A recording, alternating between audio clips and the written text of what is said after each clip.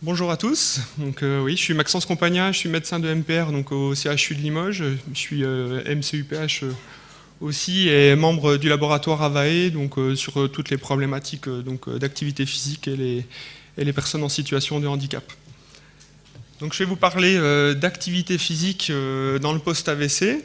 C'est un peu mathématique de recherche. Et je suis très heureux de parler de ça parce que bon, il y a une grosse actualité. Vous savez que l'activité physique commence à être reconnue par tout le monde comme un énorme bénéfice chez les patients AVC. Et la dernière actualité, c'est que se discute d'une prescription qui sera remboursée par la sécurité sociale. Je ne sais pas si vous en avez eu vent, là, c'est sorti ce matin sur Google Actualité. Donc, en termes de prescription d'activité physique, l'idée c'est de prescrire l'activité physique comme un médicament chez nos patients. Et donc on va voir un peu pourquoi est-ce qu'il faudrait la prescrire dans le contexte qu'on connaît en termes de recommandations et de preuves des bénéfices.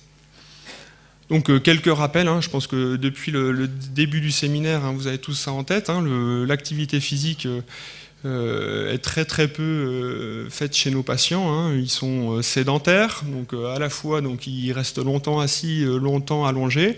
Et puis, ils performent très peu en termes d'activité physique, à peine 20% des patients qui obéissent aux recommandations internationales. Et dans un autre côté, ils sont très à risque de récidive. Un quart des femmes vont récidiver, presque la moitié des hommes, et malheureusement, 1 sur 5 en décéderont une fois leur récidive. Donc c'est quelque chose de majeur, et donc notre volonté, c'est réellement essayer de lutter contre ça. Alors le patient AVC, il a des spécificités, vous savez bien, il a une paralysie, on va voir qu'il a d'autres spécificités qui sont d'autant de freins pour reprendre une activité physique, d'autant plus que c'est des patients qui sont inactifs et sédentaires même avant leur accident vasculaire cérébral. Donc c'est d'autant d'éléments pour justement les inciter à faire de l'activité physique. D'abord, c'est des patients qui sont extrêmement déconditionnés. Donc ça c'est Smith qui l'a mis en évidence, c'est à peu près la moitié du VO2 pic des patients, des sujets sains. Donc pour eux, leur faire n'importe quelle activité physique, ça va les amener presque à leur capacité maximale, et donc ça va majorer leur fatigue et puis leur manque de motivation, parce que ça va être très compliqué pour eux. À chaque fois qu'ils vont vouloir faire une activité physique, ça va les épuiser. Et clairement, vous le savez tous, quand vous faites une activité qui est trop intensive, derrière, vous n'avez pas forcément envie de reprendre. Donc chez nos patients, c'est ça. C'est-à-dire qu'ils sont très déconditionnés. Et dès qu'on va leur faire n'importe quelle activité, ça va les épuiser. C'est d'autant plus vrai qu'on est à proximité de l'AVC, et il y a une tendance un petit peu à l'amélioration au cours de la suite de l'AVC, on voit que ça a tendance un petit peu à augmenter. Après, voilà, c'est une augmentation qui reste très modeste. L'autre élément, c'est que, certes, ils sont déconditionnés, mais en plus, quand on leur demande de faire quelque chose, ça leur en demande plus qu'à nous. Donc, par exemple, pour la marche, un sujet sans séquelles neurologiques va avoir un coût énergétique à 0,1 ml par kilo par mètre. Un patient AVC, c'est presque 6 fois plus. C'est que pour faire la même distance de marche, lui va consommer 6 fois plus d'oxygène, 6 fois plus d'énergie. Donc vous commencez à avoir un peu la problématique. Ils sont déconditionnés, ils ont des difficultés, donc ils ont beaucoup moins de capacité. Et en même temps, quand on leur demande de faire de l'activité, c'est encore plus dur pour eux. Donc ça vient en conflit comme ça, et c'est un cercle vicieux. À la fois ça les épuise, et puis c'est encore plus dur pour eux pour faire de l'activité. Et puis après, tous les autres éléments secondaires à l'AVC, la dépression, c'est une déficience majeure. La fatigue, ils sont extrêmement fatigués, et ça, quelque part de manière indépendante, à la fois au déconditionnement, une peur de la chute, manque de motivation. Et ça, c'est des patients qui étaient déjà un peu sédentaires, un peu inactifs, donc c'est d'autant plus dur pour les remettre dans le droit chemin. Et puis après, tous les obstacles d'accessibilité, les obstacles financiers. Et donc quand on va vouloir faire de l'activité physique, c'est d'autant d'éléments qui sont très problématiques pour qu'ils puissent performer en termes d'activité physique. Pourtant, c'est extrêmement bénéfique. Et donc là, on a toute une littérature qui le démontre.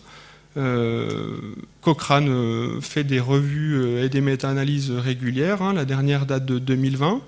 la précédente de 2016, celle d'avant 2012, donc on attend 2024 avec impatience.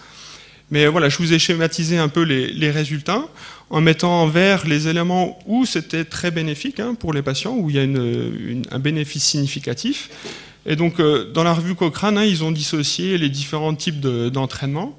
Donc, le cardio-respiratoire qui va surtout être visé, donc c'est du cyclo-ergo en intermittence à différentes intensités, qui vise surtout à augmenter donc les capacités cardio-respiratoires. Les programmes en résistance, où ça va plus être du renforcement musculaire. Et puis le mixte, où là, c'est une association des deux. Et donc, on voit faire du cardio-respi aux patients AVC, bien sûr, ça améliore leur capacité cardio-respiratoire. Donc, avec une amélioration de 3,4. Donc là, c'est pas une échelle standardisée, c'est une vraie valeur de millilitres par kilo par minute. Donc, si on met en perspective par rapport à leur capacité, leur VO2 pic, je dis, c'est entre 8 et 22. Donc, augmenter 3,4, c'est quand même une amélioration significative. En termes de vitesse de la marche aussi, donc 4,5, ça fait à peu près une trentaine de mètres sur 6 minutes. Donc là aussi, c'est tout à fait correct. Et donc là, c'est que quand on fait du cardio-respi. Donc c'est-à-dire vraiment, on a une amélioration également sur la marche. Et puis en termes d'activité, donc là, c'est plus des échelles standardisées. Donc avec un effect size de 0,5, c'est quand même très très satisfaisant.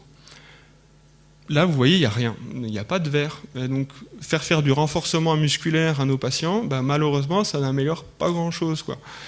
Alors, ça améliore, je ne vous ai pas mis en termes de force, ça améliore certes la force, mais ça n'a pas de répercussion, ça n'a pas été évalué en termes de limitation d'activité ou de participation sociale ou de qualité de vie. Et par contre, le mixte, là, donc, on améliore à la fois les capacités cardio, la marche, et puis la qualité de vie. Donc, c'est des éléments à avoir en tête quand on va construire son programme. Ce qui est recommandé de plus en plus, c'est de faire du mixte, parce qu'à la fois c'est quand même plus sympa que de faire que du vélo, mais c'est aussi des bénéfices importants sur donc, la déficience, les limitations d'activité et la qualité de vie. Autre élément, et ce que j'avais mis en premier, c'est que ça ne modifie pas la mortalité. Donc ça, c'est aussi un élément majeur. C'est-à-dire on se dit tous, on va faire de l'activité physique, c'est bon pour nos patients, on espère justement que ça va limiter le risque de décès. Et non, ça n'a jamais été démontré malheureusement dans les travaux. Alors quelque part, c'est bien parce que le fait de faire des activités, des programmes assez intensifs, on ne va pas avoir de surmortalité aussi. C'est-à-dire que c'est des patients qui sont très fragiles, qui sont très vasculaires, on peut se dire ils risquent de faire un infarctus du myocarde au cours du programme. Non, il n'y a pas d'événements indésirables de ce style qui sont rapportés dans les programmes et pas de surmortalité. Donc c'est quelque chose qui est un peu frustrant, mais quand même rassurant. Alors pourquoi est-ce que ça fonctionne? Et les premières pistes, en fait, c'est que... Donc là, c'est une revue avec méta-analyse qui est parue dans Stroke l'année dernière. En fait, les auteurs ont montré que faire de l'activité physique à intensité modérée ou à haute intensité améliorait la sécrétion de BDNF, donc c'est un facteur de croissance neurotrophique, et donc ça pourrait participer donc, à la plasticité cérébrale. Et donc c'est un peu là-dessus que se basent les mécanismes. C'est quelque chose de très intéressant pour nous, parce que peut-être qu'aussi, lorsqu'on va faire des programmes de réentraînement et d'exercice à nos patients, et qu'on teste le BDF, on pourrait peut-être savoir si on est plutôt efficace sur la plasticité cérébrale. Donc ça peut être des pistes. Alors, j'avais fait un diaporama l'année dernière aux entretiens de Montpellier. Voilà, le BDNF, il faut savoir quand est-ce qu'il faut le doser, à quel moment, quelle valeur, quelle augmentation est à prendre en compte. Voilà, il y a une discussion là-dessus, mais voilà, le BDNF pourrait être un marqueur intéressant pour juger de l'efficacité en fait, de nos programmes. Et l'autre élément, c'est que ça fonctionne en fait surtout sur les intensités modérées, enfin pas sur les intensités modérées, mais surtout les intensités élevées, et quand c'est plusieurs séances d'exercice. Donc les auteurs, si vous voulez relire, je vous remets le titre, les auteurs ont démontré que voilà, quand c'était des séances à une seule séance d'exercice, ça n'améliorait pas, ça n'augmentait pas la sécrétion de BDNF, quelle que soit l'intensité. Quand c'était à intensité légère, ça n'augmentait pas la concentration de BDNF. Par contre, c'était quand c'était à haute intensité. Donc on va revoir un peu plus loin pourquoi est-ce que la haute intensité est intéressante. Eh ben parce que en fait c'est une histoire de dose, hein, l'activité physique. Donc la dose, c'est comme un médicament, hein, ça revient un peu à ce que je disais en introduction. C'est-à-dire que plus la dose est élevée, meilleur sera le bénéfice. Et la dose, c'est l'intensité multipliée par la durée, multipliée par la fréquence. Et donc l'activité physique, c'est un peu le seul traitement qui fait que plus on a la dose élevée, meilleur est le résultat. Et donc si on joue sur l'intensité, ben, la fréquence peut être moins élevée ou la durée moins élevée en ayant la même dose. Après, voilà, tout ça, ça commence à être un peu discuté aussi en termes d'intensité, parce que l'intensité, faut qu'elle soit bien tolérée par nos patients, et elle n'est pas toujours bien tolérée, et si on n'arrive pas en fait à inclure, à intégrer en fait cette activité physique dans leur mode de vie, malheureusement, les effets vont s'estomper avec le temps. Hein. C'est comme un médicament. Hein. Si on arrête le médicament, bien sûr, l'effet du médicament, il s'arrête. Donc, en termes d'activité physique, c'est la même chose. Donc, l'HAS a fait des recommandations très bien faites en 2022 sur la prescription de l'activité physique adaptée, avec un focus sur les AVC. Donc, c'est très très bien pour nous, parce que ça va vraiment guider nos pratiques. Alors, qu'est-ce que nous dit l'HAS ?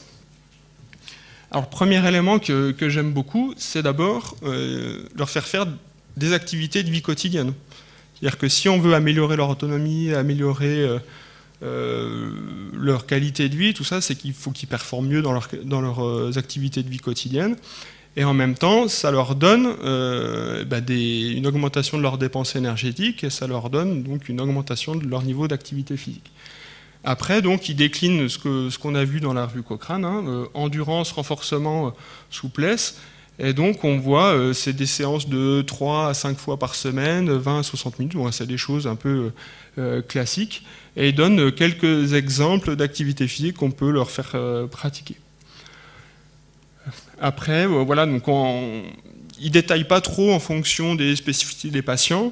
Et voilà, il donne quelques exemples qui peuvent être intéressants. Alors après, dans les recommandations de l'HAS, il donne les contre-indications. Alors c'est les contre-indications, on va dire, classiques en termes d'activité physique. Donc c'est toutes les pathologies un peu déséquilibrées, non équilibrées, instables. Moi, je rajouterais aussi quand il y a un thrombus intracardiaque, hein, bien sûr, donc là, il ne s'est pas rajouté, mais bon, ça arrive quand même assez ça peut arriver chez nos patients. Les autres éléments qu'on retrouve dans ces recommandations, c'est la notion d'intensité, hein, donc c'est ce que je disais juste avant. Et donc, ce qui est écrit noir sur blanc, c'est que quand on est à intensité élevée, donc quand vous allez construire des programmes d'intensité élevée, il est recommandé de faire une épreuve d'effort maximal. Donc c'est quelque chose à avoir bien en tête, parce que si vous avez le moindre souci avec vos patients et que vous finissez au tribunal, hein, les experts vont étudier ce genre de texte et c'est écrit noir sur blanc. Alors qu'est-ce que c'est que l'intensité élevée ?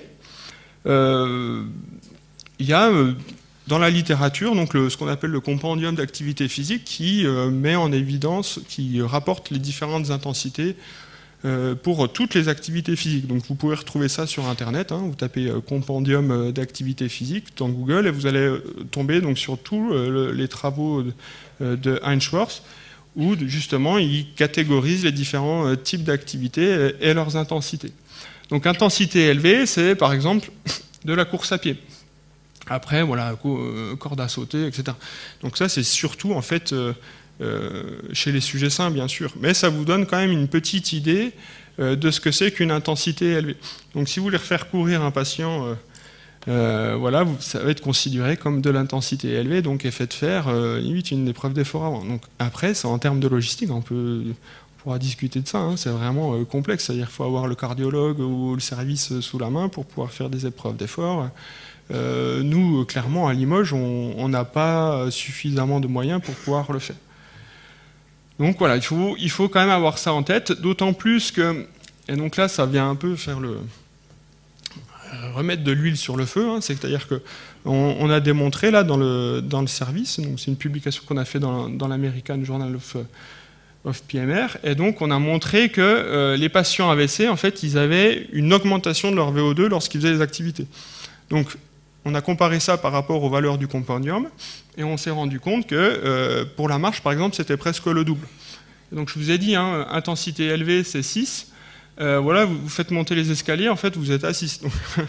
Donc vous voyez le truc, hein, c'est-à-dire que si vous faites faire des montées d'escalier à vos patients, limite, il faut avoir une épreuve d'effort. Donc après, vous voyez le truc, donc ça devient un peu n'importe quoi.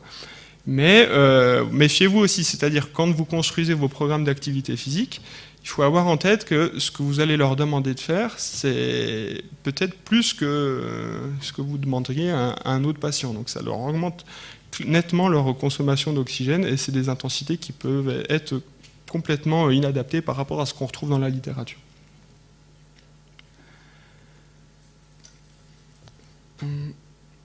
Alors après, c'est ça. Si on veut qu'ils pratiquent de l'activité physique chez eux, parce que c'est ça, hein, c'est qu'on veut que cette activité physique, elle soit réalisée, elle soit intégrée dans leur mode de vie.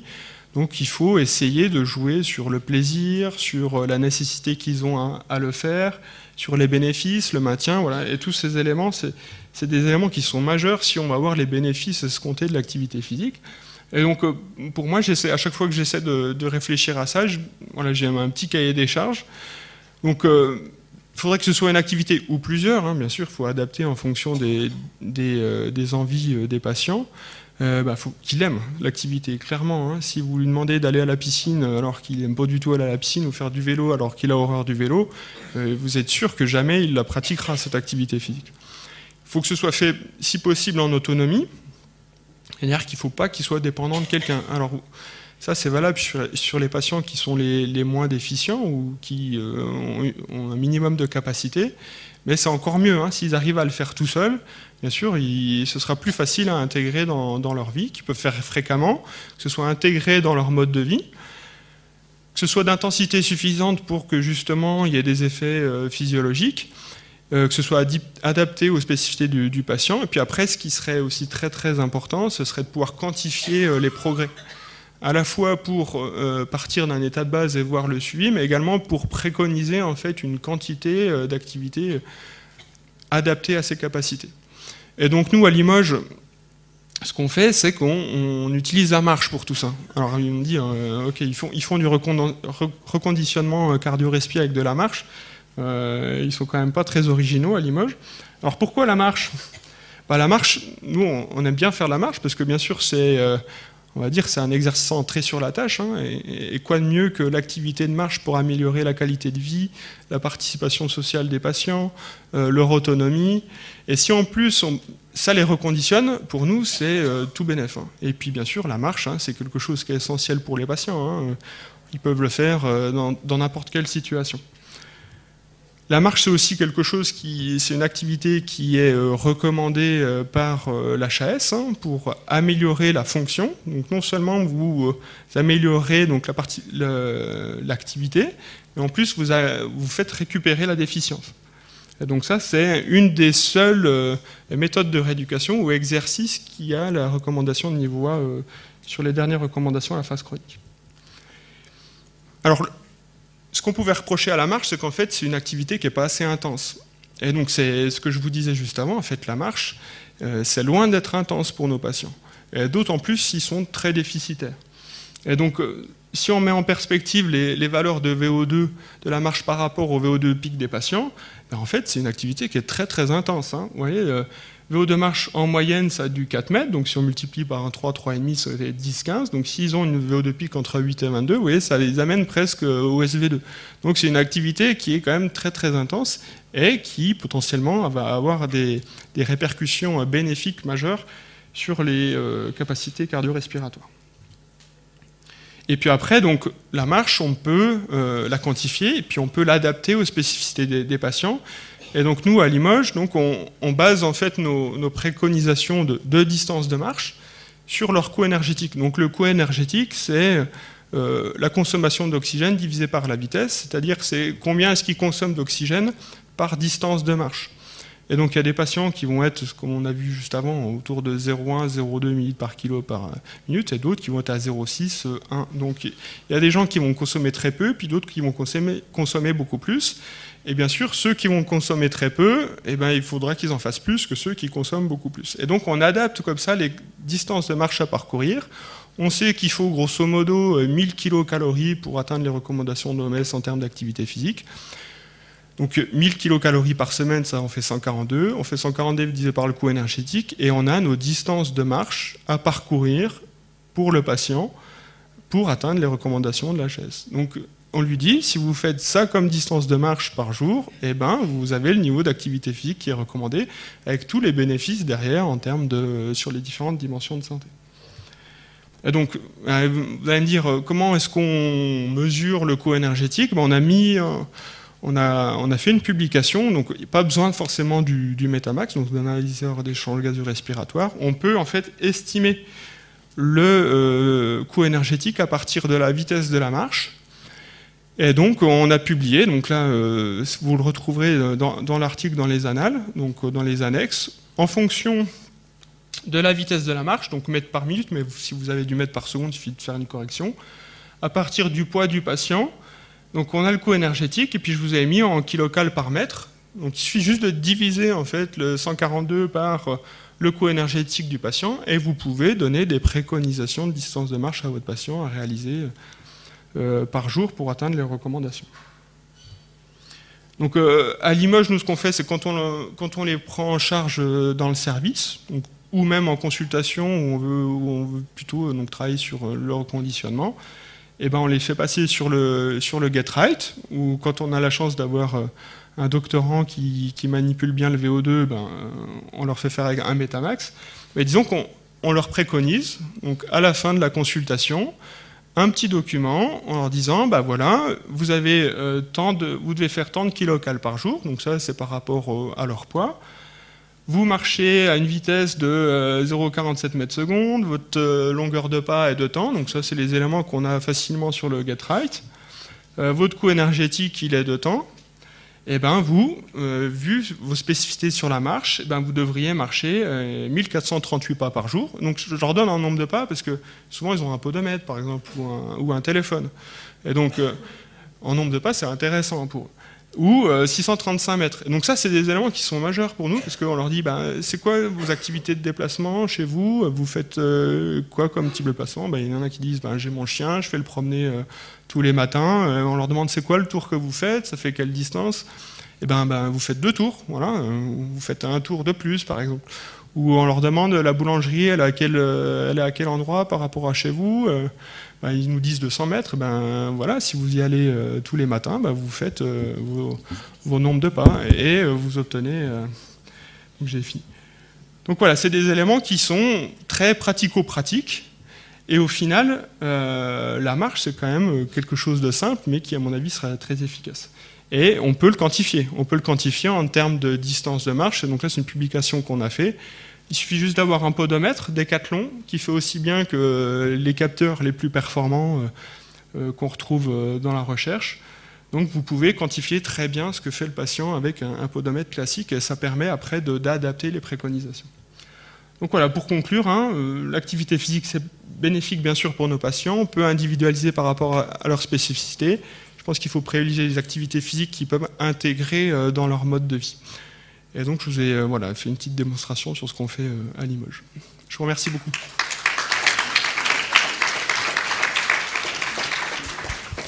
Un grand merci. Maxence, Sarah et moi, on est prêtes à compter le nombre de pas qu'on va faire. Est-ce qu'il y a des questions dans la salle? On a le temps de prendre 2 questions. Oui, c'est bravo pour la présentation, parce qu'effectivement, il faut faire, je pense, de l'activité physique après, si on a un accident, si on a une maladie, mais surtout, il faut le faire avant. Et il faut bien convaincre aux médecins traitants qui prescrivent de l'activité physique pour éviter la polypathologie et les accidents vasculaires cérébraux. Après, ce que ça m'intrigue toujours, c'est les conseils très faciles qu'on donne sur une activité d'endurance, la marche.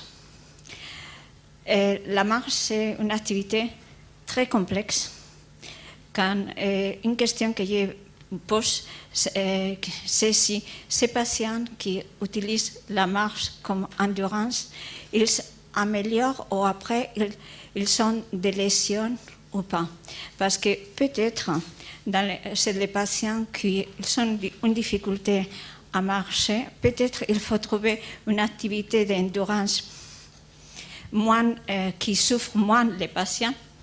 Par exemple, je ne sais pas, un vélo d'appartement mais horizontal, peut-être, je ne sais pas, bon, peut-être un vélo d'appartement, un vélo spécifique pour un AVC, et après, essayer de faire un entraînement analytique à la marche, et c'est après qu'on fait cet entraînement analytique, leur proposer la marche. Oui, merci pour cette question. Ben, nous, on est très pratico-pratique, hein, c'est plus parler qu'une activité d'endurance où là, on voudrait qu'il marche pendant 20-30 minutes, etc. On cherche plutôt sur le volume. Donc même, je dédramatise un peu les choses. Hein, je leur dis, mais ça compte aussi ce que vous faites chez vous quand vous faites la cuisine, tout ça, ça fait des petits pas, tout ça. Donc j'essaie en même temps de les rassurer. On essaie de jouer sur les leviers, en disant, vous en faites pas assez, mais vous voyez, vous pouvez faire un peu plus. Et donc après, on peut intégrer, oui, bien sûr, de n'importe quelle autre activité. Hein, je suis d'accord, mais je pense que on utilise la marche parce que c'est tellement facile d'en parler avec les patients. Il n'y a pas besoin d'acheter de matériel. Vous voyez, c'est quand même, je pense, un levier intéressant. Alors, voilà, après, c'est sûr, on peut intégrer d'autres activités sans souci. Hein.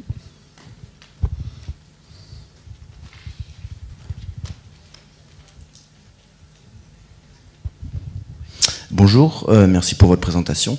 Michael, je suis à APA et en fait je voulais savoir si vous aviez essayé de faire un parallèle avec le co-énergétique chez des patients qui se déplacent en fauteuil roulant manuel versus le déplacement en marche. Oui, on a... Alors on les a pas publiées celles-là, mais oui, on avait fait le co-énergétique, on leur a fait porter le Metamax sur les patients qui étaient en fauteuil. Et il est moindre que ces patients marchants. Alors après, on pourrait donner la formule de prédiction aussi, hein, mais ouais, on a des données pour ça, on pourra communiquer dessus. Oui. Voilà, la dernière question, et peut-être l'autre orateur peut commencer à se rapprocher de nous. Moi, j'ai deux questions du coup. La première, c'est qu'est-ce qu'on peut proposer aux patients qui sont non marchands du coup? Est-ce que ça a un intérêt de leur proposer de l'activité physique? J'imagine que oui. Et la deuxième, c'est en termes de délai post-AVC pour l'intensité. Est-ce qu'il y a un délai minimum à respecter avant de commencer une activité physique d'intensité modérée? Alors pour les non-marchands, c'est compliqué parce qu'ils sont très dépendants d'un tiers. Ou alors il faut avoir un dispositif qui leur permet de faire une activité à la maison. Après, on peut travailler sur éventuellement les transferts, ces choses-là, des activités qui vont avoir un impact sur leur autonomie. Et je pense que ça me paraît essentiel d'avoir cette vision-là à chaque fois qu'on donne des programmes. C'est viser surtout sur améliorer leur autonomie, leur qualité de vie. Clairement, on est beaucoup plus en difficulté pour ces patients-là, et je pense que les bénéfices, ils sont moins importants parce que en termes de dose, vu qu'ils sont dépendants, ils en font moins, et donc si la dose est plus faible, malheureusement le bénéfice est plus faible aussi. Donc voilà, et après en différentes phases de l'AVC, à la phase aiguë, ce qu'on n'aime pas trop, c'est les hautes intensités, donc on sera sur des intensités légères à modérées. Clairement, les patients ils sont fatigués, c'est la tempête sur eux, hein, donc je pense qu'il y a une période où il faut les laisser un peu tranquilles et puis initier après tout ce qui est reconditionnement, plus quand ils sont dans les structures adaptées à distance. Un grand merci.